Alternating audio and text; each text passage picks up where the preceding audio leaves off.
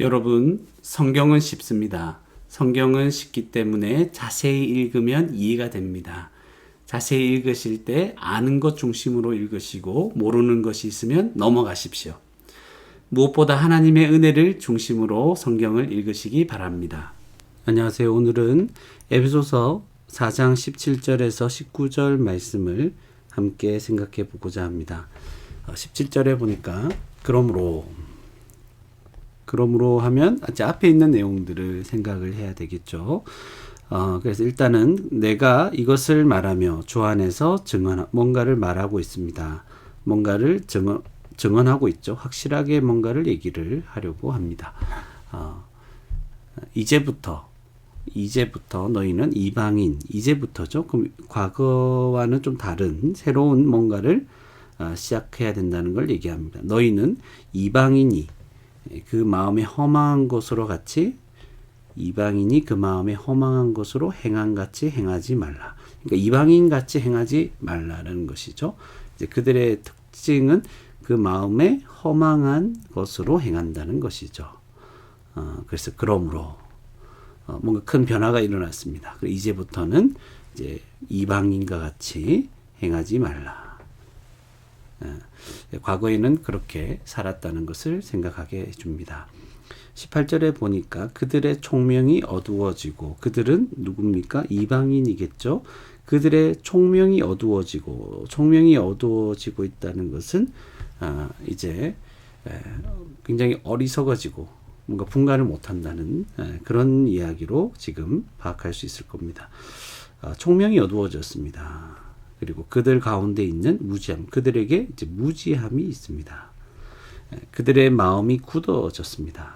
그들의 마음이 굳어졌다. 그래서 이렇게 표현된 것으로 생각을 한다면 이게 무슨 말인가 해서 분명하게 알 수는 없지만 앞에서 총명이 어두워지고 무지한 이것과 이제 연결해서 또 생각해 볼 수도 있을 것입니다. 그들의 마음이 굳어짐으로 결과적으로 그들은 하나님의 생명에서 떠나 있는 것입니다. 총명과 무지함과 마음의 굳어짐의 결과는 하나님의 생명에서 떠나 있다는 것이죠. 그래서 19절에 보니까 그들이 감각 없는 자가 되는 거예요. 감각 없는 자. 지금 감각이 없어졌습니다. 그 감각이 없어지게 돼서 어떻게 됐습니까? 자신을 방탕에 방임하여 내버려 두는 거죠. 모든 더러운 것을 욕심으로 행하되. 감각이 없어져서 방탕하게 살아가도 그것을 이제 그것이 얼마나 방탕한 일인지, 또 모든 더러운 것인지를 알지 못하고 깨닫지 못하는 것이죠. 그래서 더러운 것을 하는데 그것들을 막 좋아하고 있네요. 욕심으로 행하고 있다는 것입니다.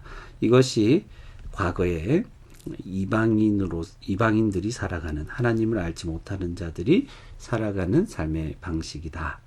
이제 그것을 우리가 자세히 읽으니까 알게 되는 것입니다. 그렇다면 이렇게 자세히 읽고 알게 된 것을 한번 기록해 보도록 하겠습니다. 첫 번째로 이방인이 그 마음에 험한 것으로 행한같이 행하지 말라.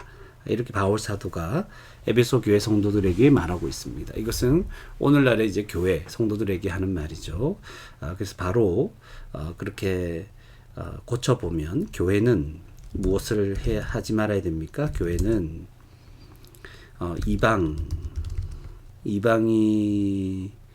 이방인이 마음에 허망한 것으로 행한같이 행하면 안 된다. 이방인이 마음에 허망한 것으로 행함같이 행하지 말아야 한다. 이것을 분명하게 알게 됩니다. 그리고 두 번째 보면 그들의 총명이 어두워지고, 그러니까 이방인이죠. 이방인은 총명이 어두워지고 무지하고 마음이 굳어짐으로 어떻게 되었습니까? 하나님의 생명에서 떠나 있는 자다.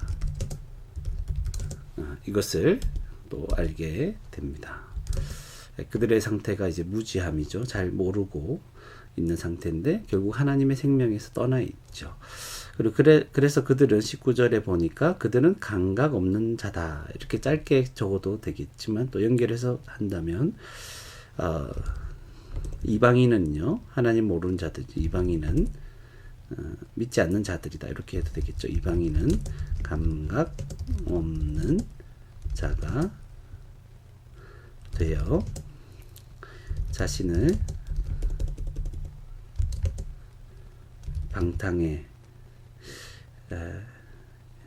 방탕에 방임하여 모든 더러운 것을 욕심으로 한다. 이렇게 연결해서 생각을 이렇게 한 번에 적어도 되지만 짧게 한번 나눠서 적어 보면 이방인은 감각 없는 자다. 이렇게 한번 적어두고 그래서 어떻게 되었습니까? 이방인은 자신을 방탕에 방임한다. 방임하며 산다. 방임한다. 그리고 이방인은 자신을 모든 더러운 것을 욕심으로 행한다. 이것을 우리는 분명하게 알게 됩니다. 그래서 이렇게 자세히 읽고 알게 된 것을 가지고 한 가지 생각해 본다면 교회는 이방인이죠. 이방인. 하나님을 알지 못할 때처럼 마음에 허망한 것 이렇게 행하면 안 되는 것이죠. 이 마음이 어떻게 허망해지는가 이것에 대해서 구체적으로 알지 못하지만 이제 알게 된 것을 기준으로 생각해 보면 이 마음이 허망하다 하는 것은 왜 이런 식으로 되었냐? 총명이 어두워졌습니다. 무지합니다. 모릅니다. 마음이 이제 굳어진 거죠. 그래서 허망해진 거죠. 그래서 그 결과는 그들이 하나님의 생명에서 떠나 있는 것입니다. 하나님의 생명에서 떠나 있는 자들이 바로 하나님을 알지 못할 때 이방인의 그런 상태에 있는 것입니다. 하나님의 생명에서 떠나 있는 자들은 어떻게 살아갑니까? 그들이 무지하고 마음이 굳어 있고 그렇기 때문에 감각이 없는 것이죠. 그래서 방탕에 방임합니다. 방탕하게 살아가도 그것이 큰 문제라고 인식을 하지 못하죠. 그것을 오히려 즐깁니다. 그래서 어처구니가 없게 모든 더러운 것은 피해야 마땅한데 그것에 대한 감각이 없죠. 그러니까 그것을 욕심으로 더러운 거 아무도 욕심내는 사람이 없는데 그것을 욕심으로 행하는 그런 모습이 바로 이방인의 모습이죠. 하나님을 모를 때 하나님의 생명에서 떠나 있을 때 이방인으로서 불신자로서 살아가는 그런 모습이라고 하는 것입니다. 그렇기 때문에 교회는 예수 그리스도로 말미암아 새로운 피조물이 되고 교회로서 그리스도 안에서 한 새 사람이 된 그런 은혜를 받은 자, 구원을 받은 자는 새 사람이 된 자로서 이런 삶을 이방인의 그런 삶들을 결코 살아서는 안 되는 것입니다. 그래서 저와 여러분도 내가 오늘 이렇게 살면 안 되지, 안 살아야지. 다만 이렇게 생각하는 것이 아니라 우리가 얼마나 큰 은혜를 받은 자인지 과거에 그런 삶들 이방인의 하나님을 생명에서 떠나 있는 그런 감각 없는 자같이 살아가는 것이 이게 말도 되지 않는다는 사실을 큰 은혜 받았다는 사실을 우리가 생각할 때 우리는 그런 예전의 삶으로 돌아가지 않을 수 있을 것입니다. 오늘도 하나님의 은혜를 받은 자로서 이방인과 같이 이제부터는 이방인과 같이 살지 않는 그렇게 행하지 않는 더러운 것을 욕심으로 행하는 그런 일이 없는 저와 여러분이 되는 저와 여러분이 되기를 주님의 이름으로 축원합니다.